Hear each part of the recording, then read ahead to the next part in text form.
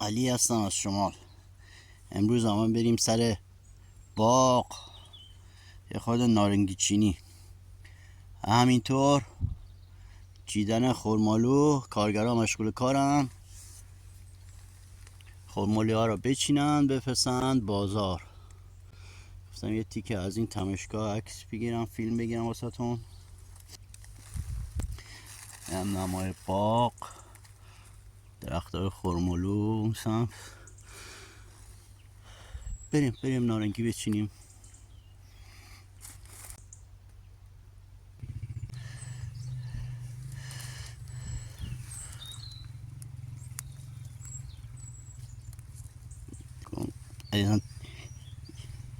یه دقیقه هم نشد اینقدر تمشک لبلبو به زبان ما لبلبو چیدم. ماشاءالله.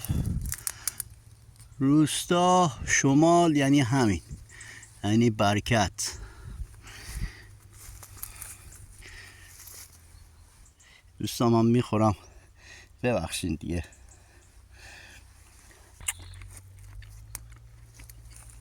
به به به، جاتان خالی، جاتان خالی. به، خیلی خوش. این از درختای نارنگی.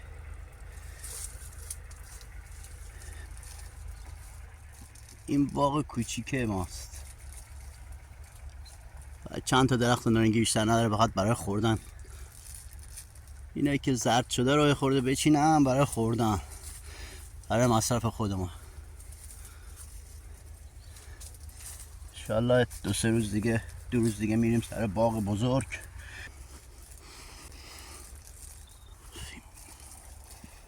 بسیار عالی.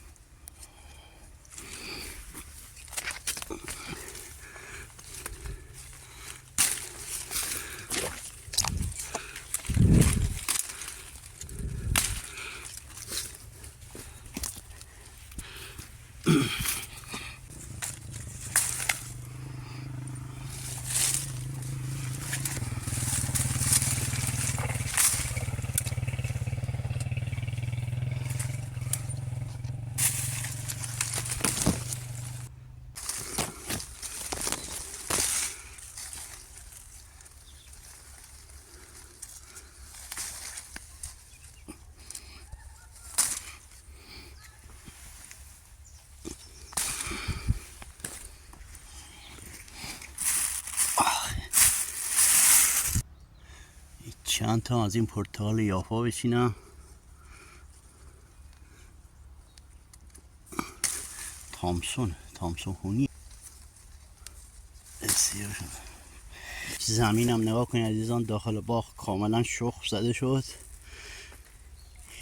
نفس بکشه زمین. این هم همون درخت پرتقال، این هم نارنگی هاشم.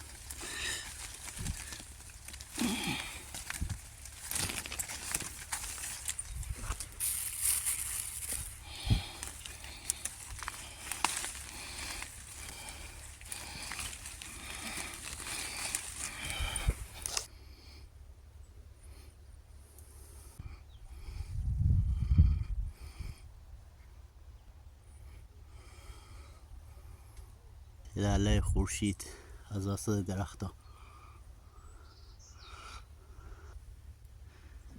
یه درخت این کوچیکی تازه این سال دومشه. ماشاءالله چقدر آورده، محصول داده.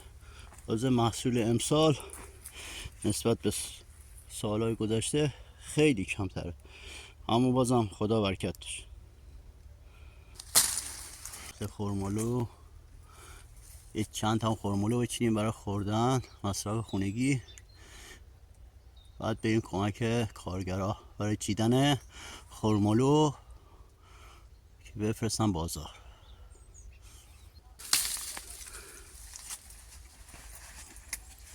اونجا بچینیم کمک کارگرها، چند تا جوان ما بچینیم.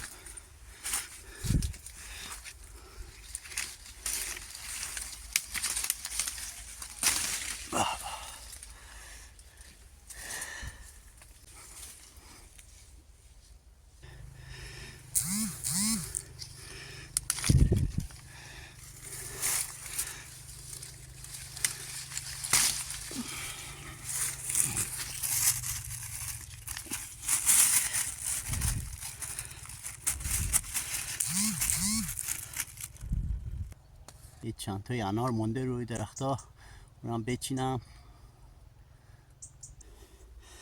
بله این هم بس دیگه برای خورد و خوراک بسه. باز میام فردا پس فردا باز میام یه پلاستیک دیگه میشیم برای خوردن.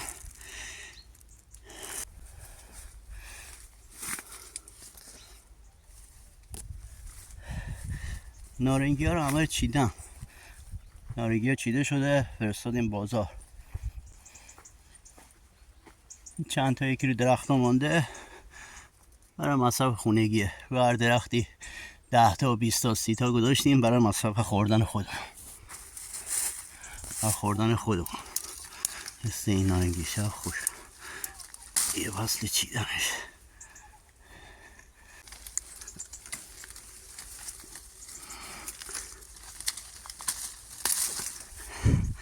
خب عزیزم بریم کمک کارگرها. دوستتون دارم. همیشه سلامت و پایدار باشید.